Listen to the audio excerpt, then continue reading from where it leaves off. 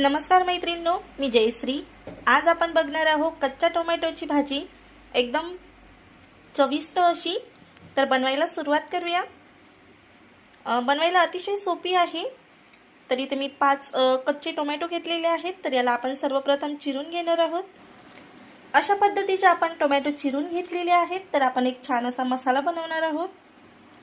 तर इथे घेतलेली आहे मी अर्धा चमच सोप, अर्धा चमच धने, अर्धा चमच जिरे आणि पाव चमच मोहरी।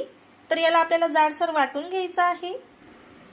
तर अशा पद्धतीचं आपण जाडसर याचं मिश्रण काढून घेतलेलं आहे। तर आता आपल्याला एक छोटंसं वाटण बनवायचं आहे। तर लसणाच्या काही पाकळ्या, हिरवी मिरची आणि आलं घेतलेलं आहे। हे सुद्धा आपल्याला जाडसर वाटून घ्यायचं आहे। तर याचं सुद्धा आपण जाडसर वाटण बनवून घेतलेलं आहे। तर भाजी बनवायला सुरुवात करूया। तर इथे एक पॅन घेतलेला आहे मी आणि पॅनमध्ये घातलेला आहे 3 ते 4 चमचे तेल।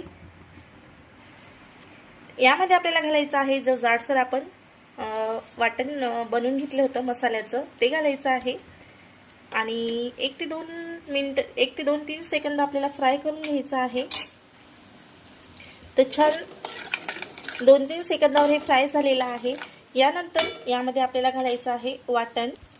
ते यानंतर आपण छान वाटण वाटून घेतलेलं घालूया, आलं लसूण आणि हिरव्या मिरचीचं।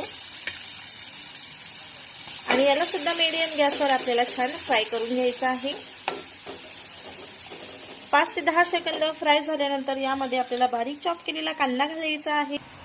तर बारीक चॉप केलेला कांदा घालणार आहोत। याला सुद्धा आपल्याला छान फ्राय करून घ्यायचं आहे।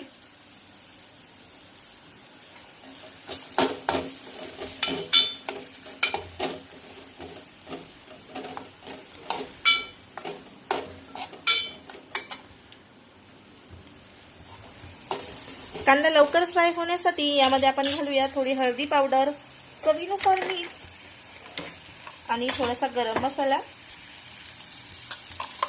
तर इथं हळदी पावडर घालत आहोत पाव चमच, चवीनुसार मीठ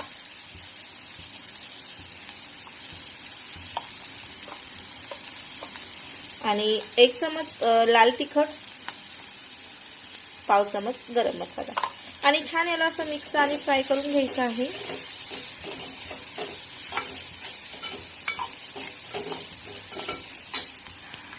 तर छान असे आपले सर्व जिन्नस मस्तपैकी फ्राय झालेले आहेत। तर या स्टेजवर आपल्याला यामध्ये घालायचे आहेत कच्चे टोमॅटो, जे आपण चिरून घेतलेले होते। आणि मीडियम गॅस करायचा आहे आणि छान एक वेळेस मिक्स करून यावर झाकण ठेवायचं आहे। आणि 2 ते 3 मिनिटांनी आपल्याला हे झाकण परत खोलून मिक्स करायचं आहे। त्यामध्ये पाणी घालायची अजिबात गरज भासत नाही, यालाच भरपूर सारं पाणी सुटतं। तर आपण यावर आता झाकण ठेवून छान 2 ते 3 मिनिटांसाठी शिजू देणार आहोत। तर 2 ते 3 मिनिटांनंतर आपण हे बघू शकता, अतिशय छानच याला पाणी सुटलेलं आहे। तर या स्टेजवर आपण यामध्ये भरपूर सारी कोथिंबीर घालणार आहोत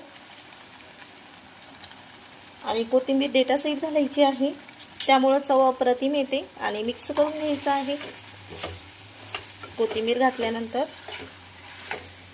आणि परत झाकण ठेवून आपल्याला 2 मिनिटं अजून वाफवून घ्यायचं आहे, म्हणजे जोपर्यंत ही भाजी शिजत नाही तोपर्यंत आपल्याला शिजून घ्यायची आहे।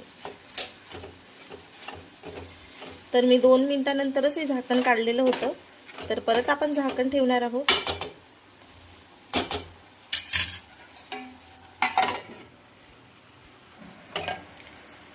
तर आपली पूर्ण 5-6 मिनिटं झालेली आहे। तर इथं बघू शकता भाजीचं टेक्स्चर, आणि अतिशय छान अशी आपली भाजी तयार झालेली आहे।